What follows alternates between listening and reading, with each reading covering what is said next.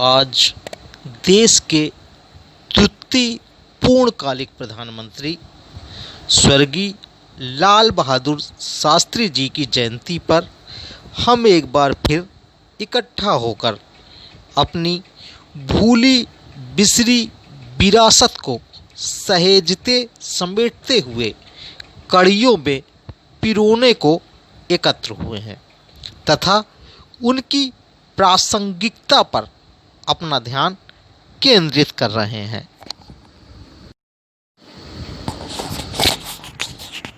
कायस्थ समाज की प्रत्येक बैठक में अंततः अपने आप को राजनैतिक सामाजिक रूप से मजबूत करने हेतु संगठनिक एकता पर बल दिया जाता है तथा इसके लिए नई नई रणनीतियां बनाई जाती हैं, कार्य योजनाएं तैयार की जाती है, उसके प्रारूपों पर बहस होती है, परंतु फिर व्यक्तिगत महत्वाकांक्षा के चलते कायस्थ पुरोधाओं द्वारा जब अपनी अपनी डपली अपना अपना राग अलापा जाता है तो सारी रणनीतियां दम तोड़ देती हैं तथा कायस्थ समाज पुनः राजनैतिक उपेक्षा का शिकार हो हाशिए पर चला जाता है।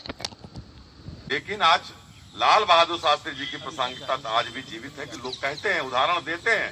कितने ऐसे उदाहरण दिए जाए, हमको लगता है बच्चे बच्चे को याद होगा। चाहे वो रेल मंत्री रहे हो, चाहे कपड़ा उद्योग मंत्री रहे हो, किसी रूप में भी रहे हो, उन्होंने अपनी अनोखी छाप छोड़ी थी देश विदेश में। और 18 महीने के कार्यकाल में उन्होंने जो कुछ देश को दिया, हमको लगता है कि उतना कुछ इतने दिन 5-6 साल राजनीति करने वाले भी नहीं दे गए। चाहे वो पाकिस्तान का युद्ध रहा हो, चाहे उनकी व्यक्तिगत छवि रही हो, चाहे उन्होंने दुग्ध आंदोलन शुरू किया हो, जिसको व्हाइट रेवोल्यूशन के नाम से जाना जाता है, जबकि अमूल गुजरात में तब पैदा हुए जब देश में दुग्ध की क्रांति आई। तो बहुत सारी चीजें उन्होंने 18 महीने के कार्यकाल में किया। सच में ये काबिले तारीफ है। इसी प्रकार प्रायः कायस्थ समाज की हर मीटिंग में कायस्थों की सांगठनिक एकता के प्रारूप पर बहस होती है तथा अपनी पुरातन समृद्धिपूर्ण इतिहास को खंगालते हुए संविधान सभा के अध्यक्ष एवं देश के प्रथम राष्ट्रपति डॉक्टर राजेंद्र प्रसाद जी एवं देश के द्वितीय पूर्णकालिक प्रधानमंत्री स्वर्गीय लाल बहादुर शास्त्री जी तथा कांग्रेस सरकार को प्रथम बार अपदस्थ कर सत्ता परिवर्तन कराने वाले जेपी की बात कर हम सुखानुभूति महसूस कर अपनी विरासत पर गर्व से गौरवान्वित हो अपनी लचर हो रही शासनिक प्रशासनिक परिस्थिति व राजनीतिक उपेक्षा को भूलकर हालात से समझौता कर लेते हैं। पुरातन समृद्ध इतिहास को सहेजने के साथ ही अपने वर्तमान को उन्नत करने हेतु कारगर कदम उठाने होंगे तथा अपनी राजनैतिक आकांक्षाओं की पूर्ति हेतु अपने समाज की सोच का अध्ययन करना होगा, उनका सूक्ष्मतापूर्वक अवलोकन करना होगा तथा तब सर्वे कर अन्वेषण कर रणनीतियां बनानी होंगी। तभी हम राजनैतिक सशक्तता को प्राप्त कर सकेंगे। महात्मा गांधी का जन्म दिवस है और लाल बहादुर शास्त्री साहब का जन्म दिवस है। मैं इन दोनों लोगों को पुष्पांजलि अर्पित करते हुए इनके व्यक्तित्व कृतित्व से ये सीखा कि महात्मा गांधी जैसे अहिंसक होते थे, अहिंसा का पाठ पढ़ाते थे, वैसे हम सभी कायस्थ लोग कानून सम्मत होते हैं और अहिंसा के पाठ पे चलते हैं, अहिंसा के रास्ते चलते हैं। हम लोग कभी भी अगर हम लोग के समाज में कोई गुंडा बदमाश अव्वल तो निकलता नहीं, अगर निकल भी गया तो उसका साथ नहीं देते हम लोग। तो ये हम लोगों के कायस्थों का जो महात्मा गांधी की प्रेरणा है वो हमारे बिरादरी में बना हुआ है, शायद किसी बिरादरी में हो।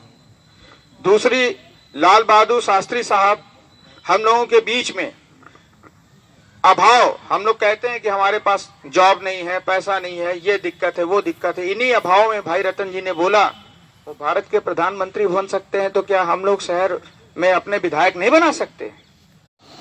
यदि विभिन्न राजनीतिक दल हमारे वोटों का उपयोग कर हमें हमारे हाल पर छोड़ देते हैं तथा अन्य जातियां कायस्थ समाज को सपोर्ट नहीं करती हैं, तो क्यों ना हम एकला चलो की नीति का अनुसरण कर अपने समाज के वोटों की ताकत अपने ही समाज के खुद ही लड़ाए हुए प्रत्याशी पर दिखाएं।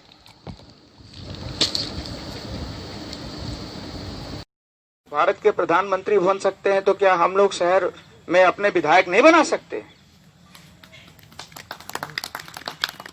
बिल्कुल बना सकते हैं। हम लोग को एकजुट होने की जरूरत है। और आज का दिन जिन दो महानुभावों का है, वह दोनों अपने ही समय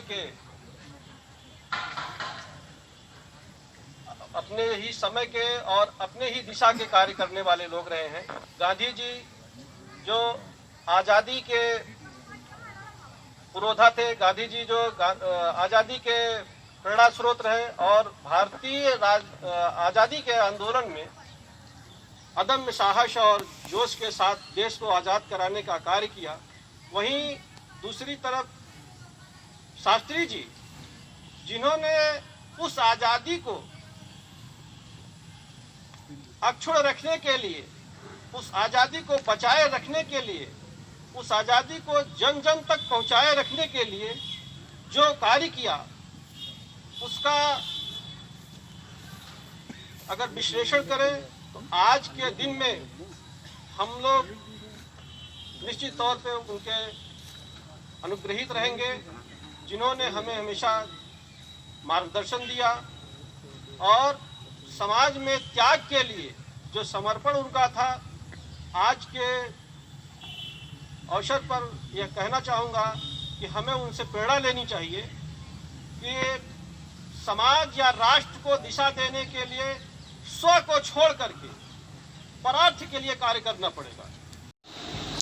अब फैसला आपके हाथ है कि हमें दूसरी पार्टियों व जातियों का पिछलग्गू बनना स्वीकार है या फिर एकला चलो की नीति पर अमल कर अपनी शक्ति को अपने ही प्रत्याशियों पर खर्च कर अपने राजनैतिक उपेक्षा को खत्म करने हेतु व्यापक एवं सर्वमान सोच व सर्वमान व्यक्तित्व की तलाश करना ही हमारे समाज का लक्ष्य होना चाहिए।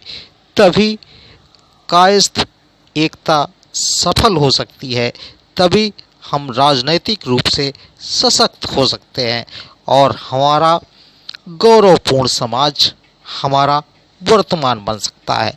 इसी के साथ मैं अपनी बात को समाप्त करता हूँ। धन्यवाद।